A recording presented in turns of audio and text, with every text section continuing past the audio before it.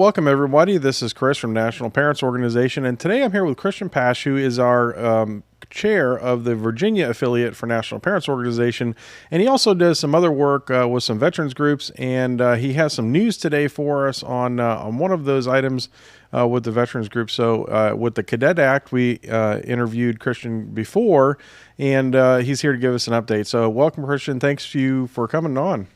Perfect. Thanks for having me, Chris. Yeah, as you mentioned, I lead the Virginia chapter or Virginia affiliate of NPO. And because of that work and the approach that we take with that work, I was actually asked to join the Women's Initiatives team through my day job. And this is predominantly a group of women veterans who engage on various issues or topics that are impactful to women in our military service, specifically the Air Force in this case. And through those engagements and conversations, I've been able to support their work on paid parental leave for uniformed service members, which was passed recently here. So service members in all services now have 12 weeks of paid leave, which is great.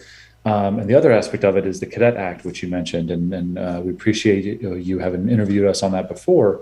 And as we talked about last time, that act seeks to modernize or make more humane the current process by which that a cadet has to go through if they become a parent while they're at an academy. Obviously, for males, it does impact males, yes. There are some psychological and some other aspects of it that affect men, but it is obviously physically easier, right, for a man to hide the fact that he may have a dependent. If a woman becomes pregnant, obviously that is very apparent to individuals. So it disproportionately affects women at our service academies as well, and so that's where the Cadet Act comes from, is to make that process more humane. Folks can certainly see the previous video on that, but the choices that are currently available to female cadets are pretty draconian, right? Having an abortion, or completely leaving the academy and forgoing the dream of being an officer in the Air Force or other military service, or going through this legal jujitsu of signing away your parental rights and then adopting your own child back, and that's always a gamble too legally. So the Cadet Act seeks to implement more humane processes into that would make it legally more manageable and more humane for cadets to go through that. So that said, we went through the process on Capitol Hill to try and get that passed. The bottom line, what happened with the Cadet Act is Congress told the Department of Defense to essentially to figure out what's best to do in this case. What way can we best modernize, and make more humane the current processes. And they wanted that to apply to all the services, all the service academies. So for us, we focused on the Air Force and the Air Force Academy, but we're certainly in collaboration with other individuals at other service academies. I can tell you generally that the conversations with higher levels within the DoD have gone very well. They are certainly receptive to doing the right thing and making it more humane, while certainly still protecting our nation's ability to do what it needs to do with its Department of Defense and using its service academies to support that need and that mission. Yeah, I think I just want to go back and reiterate, if you became pregnant while you were at the academy, you really didn't have some very good choices, right? At least currently. So it's great to see that Congress has said, hey, you guys figure it out. I'm a little curious, why didn't they just go ahead and pass the law? I think there's always a bunch of reasons for that, right? I can't, I'm not aware of specific reasons, and I don't want to hypothesize on that, obviously. I can say that from my experience at the state level, in advocating for different issues related to NPO, we oftentimes come across scenarios where a legislative body, whether it's at the state level or at the national or the federal level, tries as much as they can to be respectful of boundaries, right? Whether they are hard legal boundaries, or whether they are administrative and, for lack of a better term, being professional boundaries, right? So I think it's a good thing that our country has systems in place and processes and norms in place to prevent overreach in different instances, right? So I think it's my feeling, and only my opinion, that that's what happened in this case, right? Congress said, look, we get it. We get it's an issue. And yes, we could certainly work to pass this act and then force the issue that way.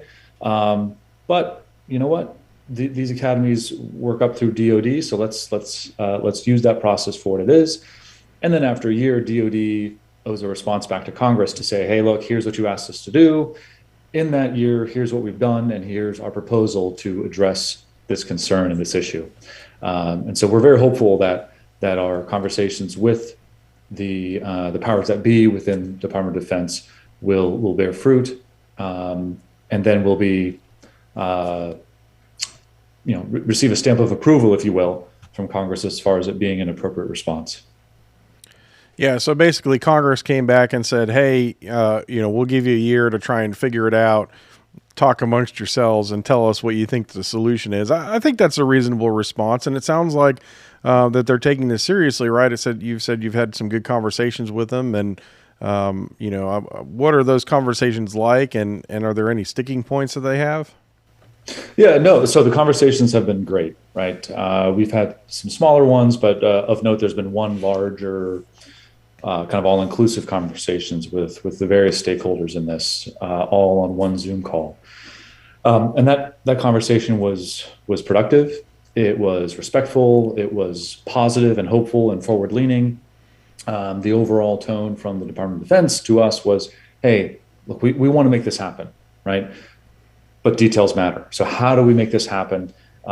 What constraints might we be operating under right now? Can we do anything about those constraints? Should we do anything about those constraints? Or can we do what needs to be done within the constraints that we have right now?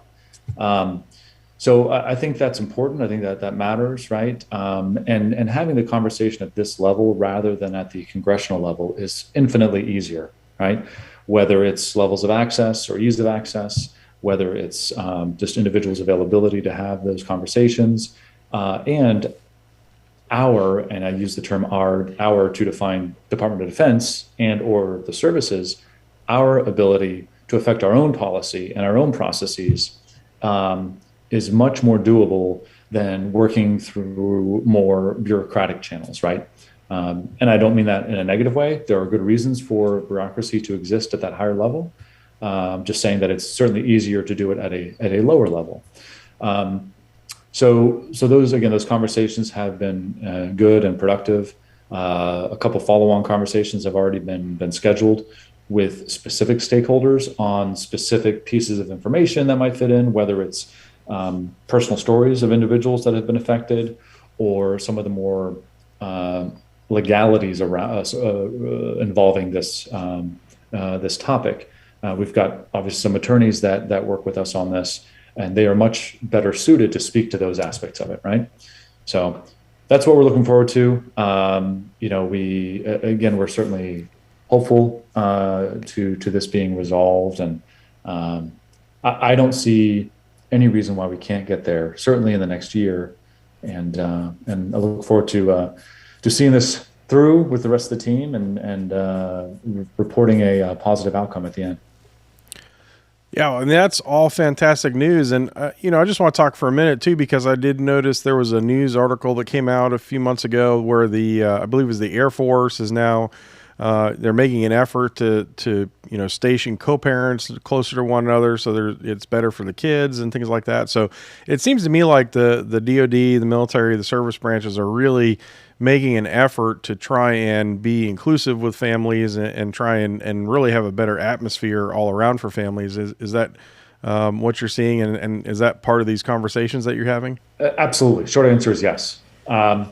You're right. There is that change in policy that's been highlighted. I actually was able to connect with some of the policy experts at the Air Force Personnel Center in Texas that were involved in the crafting of that policy change. So unsurprisingly, it's something that they had been working on for several years, right? This doesn't happen overnight. So one, I was happy to hear that it had been a multi-year process, which means these folks are committed and passionate about doing the right thing, and they were able to see it through. I don't remember the individual's name, but there was an active duty master sergeant who was highlighted in that article as kind of being one of the first test cases for this, and it worked out the way it was supposed to, right?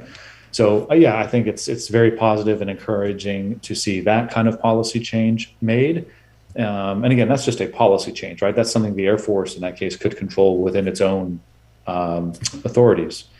And then all the way to the paid family leave, right, for uniformed service members recently being enacted under the National Defense Authorization Act, and then to this Cadet Act conversation too. I don't think it's any coincidence that that's happening all at the same time, and it's certainly encouraging. In fact, unrelated to this, but this morning I was on a call with leadership and members of Virginia's Child Support Enforcement Office. And we've got a great and growing relationship with them, have for about 7 years now, when it first started. And they made similar comments to their specific work, right? That there's really seems to be a sustained national movement around making those kinds of processes more humane. So whether it's child support enforcement, whether it's cadets becoming pregnant at academy, uniform members taking paid leave for children, whether they're newborn or adopted, all those things happening at the same time is not a coincidence, and they're all, of course, backed by science and a positive news story. Yeah, I think if you're part of this movement for shared parenting, it can be a little disheartening because it doesn't seem like a lot happens very quickly. But over the years that I've been involved with this, at least, there has been sort of a growing voice for families in many different respects. And I think it's hard to, sometimes you just have to step back and remember that you are making a difference when you're advocating for these things, even though, it doesn't seem like it happens very fast. Yeah, 100%. It's something that I remind myself of, not daily, but at least weekly. Oftentimes late at night, right, or on the weekends when we're working on this stuff, as I'm sure is the case for you. Our latest legislative efforts here in Virginia for maximizing time for children after divorce or separation are underway, and I am encouraged by the growing coalition that we have every year, right? Every year we get more people on board and more organizations on board. And so, this year we're proud to say that we have an official bipartisan bill, right? We have a Democrat and a Republican, multiple Republicans actually, that support this bill. We've got a children's organization called Rise for Youth in Virginia that is staunchly in support of our bill. And again, you've got right-leaning and left-leaning individuals or groups that all support this bill. And so we know it's just a matter of time before this happens. And we're certainly open to working with opponents of this bill to address their fears or concerns, and moving forward with legislation that acknowledges the science behind shared parenting.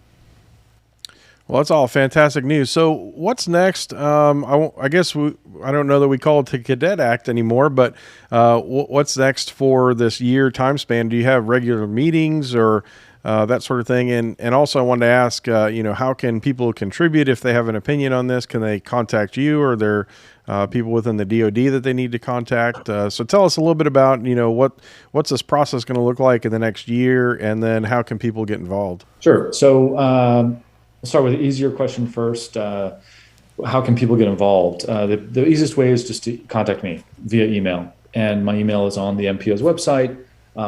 If you want to, we say it here, it's all one word, Christian Paasch, my last name, @sharedparenting.org. I imagine you can let people know via the video here and put it at the bottom. So certainly email me, and I can either pass on individuals' feedback or put them in touch with folks as may be appropriate. As far as future meetings go, as I mentioned, there are two meetings of which I'm aware in the near term. One is a conversation between individuals that have been affected and the Department of Defense to better understand individuals' experience with the current process, and then a separate conversation on the legalities around it, right?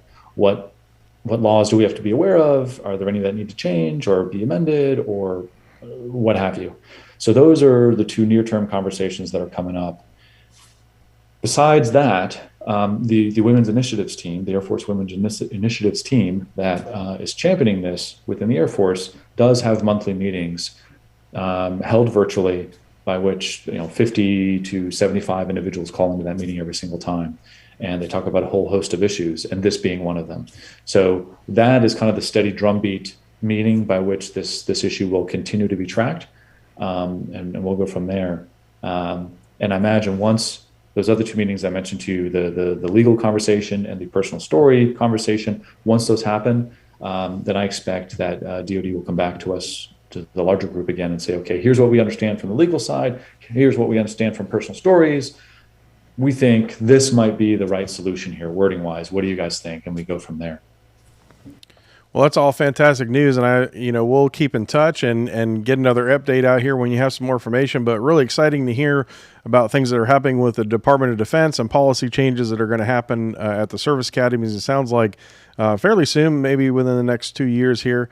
And we will certainly keep up on this news. And thank you so much for Christian for coming by today, and thank you for all the work that you do for advocating for children and families in Virginia. Thanks for the kind words. I really appreciate that. And I look forward to circling back with you. We know the Air Force leadership is fully supportive of our efforts. And so, I'm looking forward to having a positive news story come out of this here shortly.